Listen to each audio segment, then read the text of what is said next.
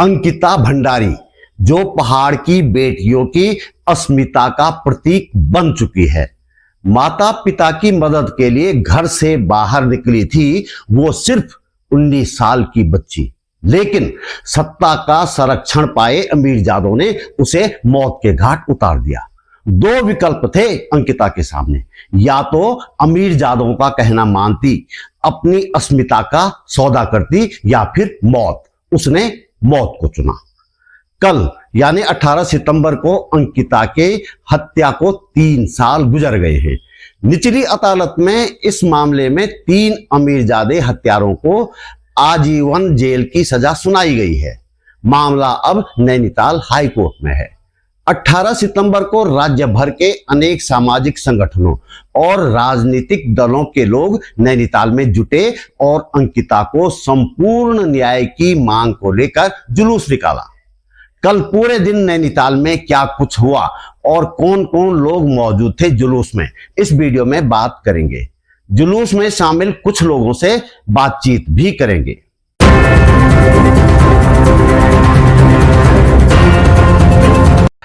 नमस्कार, बात बोलेगी चैनल पर आपका स्वागत। मेरा नाम है त्रिलोचन भट्ट और मैं करता हूं जन सरोकारों की बात। सुबह के 11 बजे है। मल्लीताल के रामलीला मैदान में लगातार लोग इकट्ठा हो रहे हैं। जुलूस की शुरुआत सतीश धौलाखंडी के जनगीत से हो रही है। मुझे भी जनगीत के लिए बुलाया जा रहा है, तो आगे की बातचीत इस जनगीत के बाद। मसाले कि जब तक रात बाकी है, संभल कर हर कदम रखना कि जब तक रात बाकी है।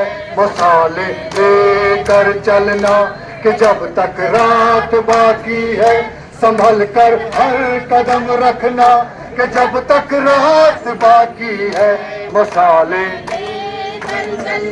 मिले मंसूर को सूली जहर सुख रात के हिस्से, मिले मंसूर को सूली जहर सुख रात के हिस्से, मिले मंसूर को सूली जहर सुख रात के हिस्से, मिले मंसूर को सूली जहर सुख रात के हिस्से।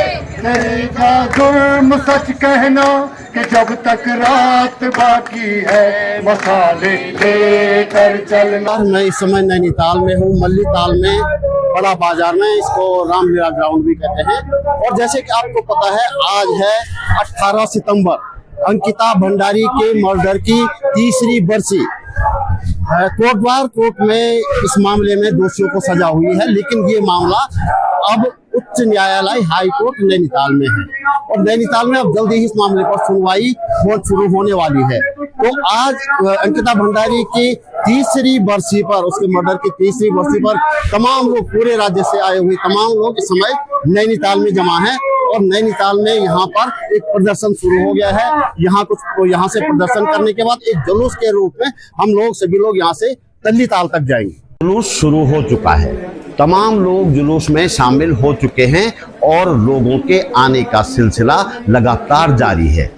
मैं जिन कुछ प्रमुख लोगों को देख पा रहा हूं और जिन्हें जानता हूं, पहचानता हूं, जिनके नाम जानता हूं, उनमें हैं प्रसिद्ध इतिहासकार और कई पुस्तकों के लेखक प्रोफेसर शेखर पाठक, उत्तराखंड के प्रमुख सामाजिक कार्यकर्ता और वरिष्ठ पत्रकार राजीव लोचन शाह, डॉक्टर उमा भट्ट भी यहाँ मौजूद हैं, उत्तराखंड महिला मंच नैनीताल की सक्रिय कार्यकर्ता माया चिलवाल भी हैं, देहरादून से आए उत्तराखंड इंसानियत मंच के प्रोफेसर राघवेंद्र हैं, उत्तराखंड महिला मंच देहरादून की कमला पंत हैं, विजय नैथानी हैं, चंद्रकला हैं, विमला कोहली हैं, सीमा नेगी हैं।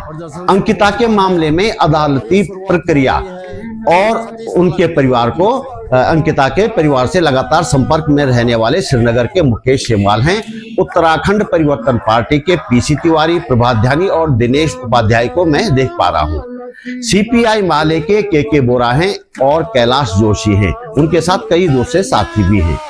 सोमेश्वर से युवा कवि हर्ष काफर हैं, रुद्रप्रयाग से युवा एक्टिविस्ट विपिन रावत भी हैं, हाईकोर्ट बार एसोसिएशन के अध्यक्ष और पूर्व सांसद नैनीताल से महेंद्र पाल हैं। नैनीताल समाचार की विनीता यशस्वी हैं। रामनगर से मुनीश, सरस्वती, कौशल्या, ललिता आई हुई हैं। सल्ट से शर्म योग से जुड़ी महिलाएं आई हैं। साथ ही रचनात्मक महिला मंच से जुड़ी कई महिलाएं भी इस जुलूस में शामिल हैं। रामगढ़ के गोपाल लोधियाल भी नजर आ रहे हैं और नैनीताल के रईस भाई हैं, पंकज भट्ट हैं, हल्द्वानी के साथ ही बच्ची सिंह बिष्ट भी हैं और भी बहुत सारे लोग हैं जिनके नाम मुझे अभी मालूम नहीं है। चलते चलते मैं डॉक्टर उमा भट्ट जी से कुछ बातें करने की कोशिश करूंगा। आज ये जुलूस नैनीताल में निकल रहा है। फिलहाल मैं आपसे ये पूछना चाहूंगा कि क्या है आज उत्तराखंड में महिलाओं की सुरक्षा की स्थिति?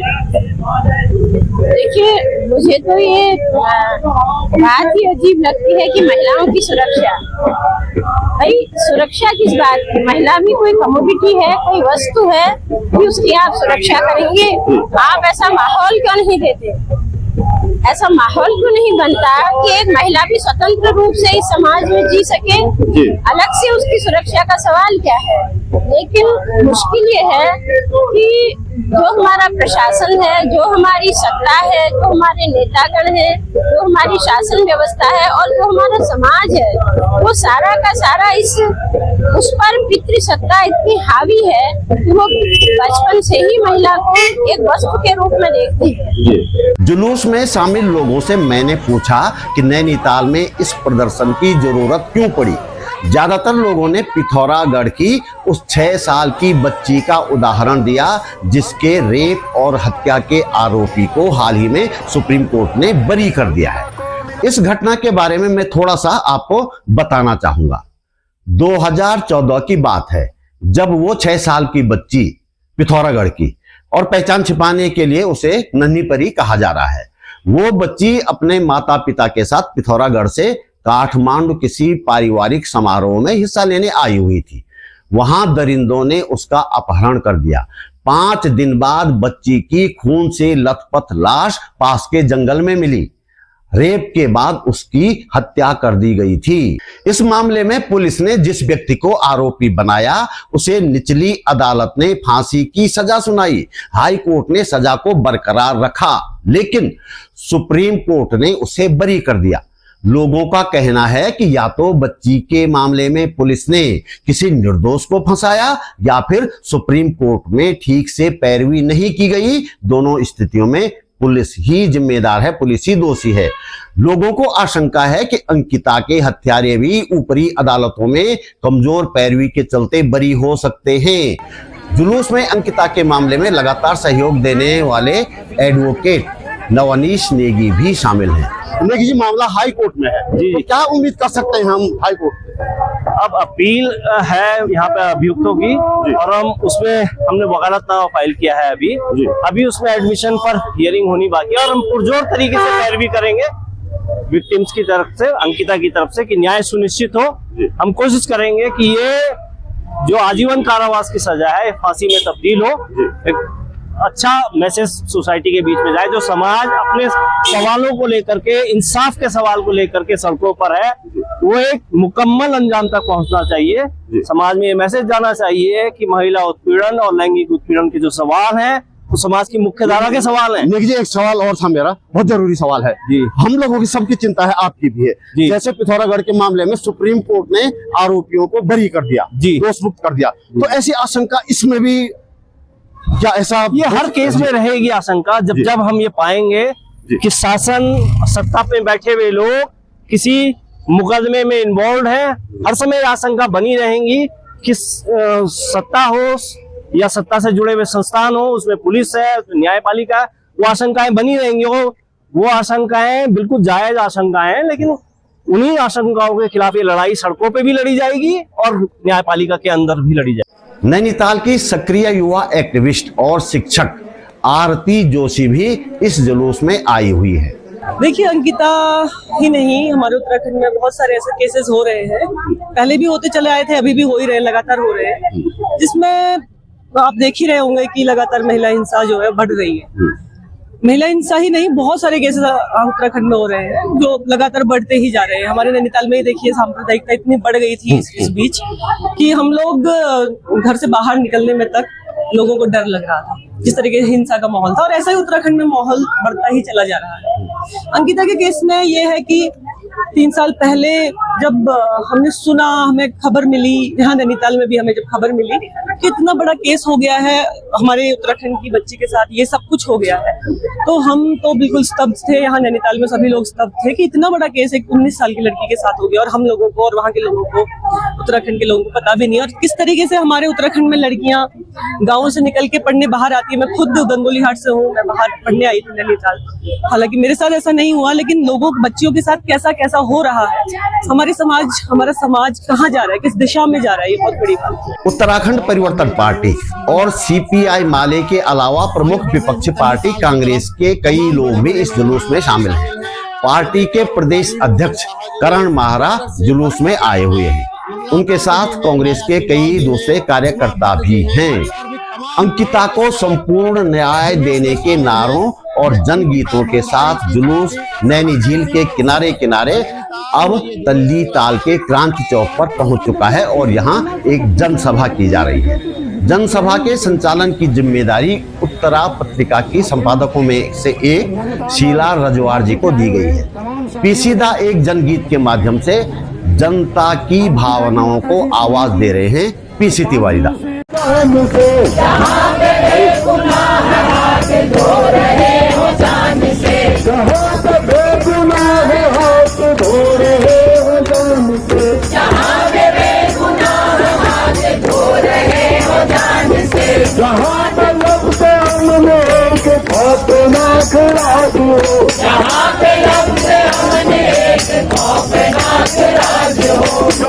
कबूतरों का सरपरस्त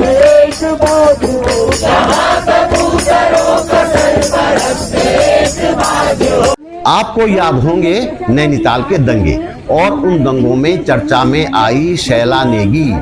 शैला समुदाय विशेष के लोगों की दुकानों को निशाना बनाए जाने पर ऐतराज जता रही थी। उस दिन शैला भी तल्ली ताल की जनसभा में दिखाई दे रही है। मुझे उनसे बात करते हैं। उत्तराखंड हमारे प्रदेश की बात करें या हमारे देश की बात करें तो महिला तो कहीं से कहीं तक सुरक्षित नहीं है। एक बात मुझे बहुत खल रही है इस टाइम पे कि अभी जब हमारे प्रदेश में ज्यादा प्रचलन चला हुआ है इसका कि हमारा जो धर्म है वो असुरक्षित है। मेरा सोचना ये है कि जिस दिन आप सोचेंगे कि लड़कियां घर से निकल रही हैं वो सेफ है ना, उस दिन हमारा धर्म सबसे ज्यादा सुरक्षित होगा। वो उनको पूजा जाता है, मतलब हम उनको देवियां मानते हैं और उनकी ये हालत इस देवों के प्रदेश में, मतलब जहाँ पे हम मानते हैं कि देवी देवता हर कण कण में है, उसके साक्षी बन रहे हैं ऐसी चीजों के देवी देवता हैं। आप सोचे कि उनको कितना दुख होता होगा जी। और वो लड़कियां, उनके माँ बाप, ये न्याय कितना भी हम न्यायपालिका से न्याय मांग ले, किसी भी ऐसी चीज के होने के बाद न्याय कभी नहीं मिलता। तो जब किसी महिला के साथ इस तरह की बातें होती हैं, किसी लड़की के साथ होती है, तो उसमें भी लोग समुदाय ढूंढते हैं। नैनीताल में भी जस्ट यही हुआ। तो कैसे हम लोगों को समझा सकते हैं कि भाई अपराधी अपराधी होता है, कैसे किया जा सकता है? बिल्कुल सही बात यही है। सबसे शर्मिंदगी की बात यही है कि हमने एक रेप केस को में भी समुदाय ढूंढा और उसमें भी हमने पॉलिटिक्स करने की कोशिश करी। अगर आप एक लड़की के रेप केस को पॉलिटिक्स में यूज कर रहे हैं ना, तो सबसे शर्मिंदगी की बात है। इससे बुरी बात कोई नहीं हो सकती। और मुझे लगता है कि ऐसे लोगों को कभी, हमारे जनता के हाथ में है ना ये, चलिए कोई बात नहीं, मैं समझती हूँ कि जनता बोल नहीं पाती है, डर जाती है, पर वोट की तो शक्ति है हमारे हाथ में। ऐसे लोगों को चुनिए जो उत्तराखंड के तमाम मुद्दों को हाई कोर्ट में ले जाने वाली और अंकिता के मामले पर भी लगातार नजर रखने वाली एडवोकेट स्निग्धा तिवारी भी यहाँ मौजूद हैं। एडवोकेट के नजरिए से क्या लगता है आपको, अब क्या क्या कार्रवाई होगी आगे हाई कोर्ट में? देखिए, अंकिता का मामला ट्रायल कोर्ट में ऑलरेडी हो गया और एक जो सबसे बड़ा प्रॉब्लम पूरे केस में नजर आता है कि जो चार्जशीट में जो मेन पर्सन है, जिसको मेन जो जिन वीआईपी की बात हो रही है, उनका कहीं पे भी नाम नहीं आया है। तो वो चार्जशीट इतनी फॉल्टी कैसे बनी? सप्लीमेंट्री चार्जशीट क्यों नहीं बनी? मतलब वीआईपी का नाम नहीं है कहीं? नहीं, ये वीआईपी का नाम कहीं पे नहीं है। जो मतलब बाकी सबका नाम है, जो वहाँ पे मौजूद थे उन लोगों का नाम है, बट चार्जशीट में वो पर्सन कौन आ रहे थे, वो कौन थे, उनका नाम नहीं आया। उसमें क्या इन्वेस्टिगेशन हुई? तो इन्वेस्टिगेशन पे एक बहुत बड़ा सवाल है जो अभी हमें लगता है कि हाईकोर्ट के स्टेज में बिल्कुल रेज करना चाहिए। क्योंकि क्या ऐसे लोग हैं, क्या ऐसे तंत्र हैं जो उत्तराखंड में लड़कियों को इस तरह से इस्तेमाल करना चाह रहे हैं। पहाड़ की लड़कियों में आपको पता होगा, पहाड़ों में खूब ट्रैफिकिंग हो रही है लड़कियों की। आए दिन हम प्रोटेक्शन के मैटर्स देख रहे हैं, आए दिन हम हेबस कॉर्पस पिटिशंस देख रहे हैं। तो अभी हाईकोर्ट के स्टेज में बहुत जरूरी है कि हम ये सारे मुद्दे जो ट्रायल से छूट गए और नहीं आए, सप्लीमेंट्री चार्जशीट क्यों नहीं आई, इन्वेस्टिगेशन, री इन्वेस्टिगेशन, ये सारे मुद्दे हाईकोर्ट के तौर पे उठाए जाने चाहिए। तल्लीताल की जनसभा में उत्तराखंड महिला मंच की कमला पंत अपनी बात रख रही है। अंकिताओं को नहीं बचा पाएंगे, भविष्य को नहीं सुधार पाएंगे। जो एक सुनार सपना हमने उत्तराखंड के लिए देखा था, उसको नहीं कर पाएंगे। इसलिए मेरा कहना है कि ये जो एकजुटता हमारी है, ये एकजुटता पूरे उत्तराखंड के अंदर हमारी दिखनी चाहिए और पूरे विकास की धारा को बदलने के लिए दिखना चाहिए। तभी हम अंकिताओं को सुरक्षित कर सकेंगे, अपनी परी को बचा सकेंगे। जय हिंद, जय भारत। नैनीताल में हुए इस जरूरी आयोजन में सबसे महत्वपूर्ण भूमिका में थे नैनीताल समाचार के संपादक और वरिष्ठ पत्रकार, सामाजिक कार्यकर्ता राजीव लोचन शाह। आयोजन में उनका साथ दिया उत्तराखंड महिला मंच नैनीताल की माया चिलवाल ने।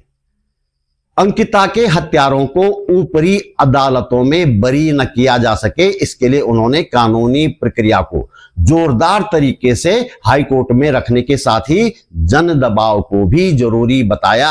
मैं आप सबके संज्ञान में लाना चाहता हूं, आप सबको याद भी होगा क्योंकि आप लोग लगातार इस चीज से जुड़े हैं। एनसीआरबी की रिपोर्ट, जो केंद्र सरकार का उपक्रम है, जो हमारा अमित शाह जी के अंडर में डिपार्टमेंट है, उसने ये रिपोर्ट दी है 2025-23-24 में कि 2 हिमालय राज्यों में उत्तराखंड राज्य पहले नंबर पर आ गया महिला अपराध में। तो दोस्तों, इस वीडियो में इतना ही।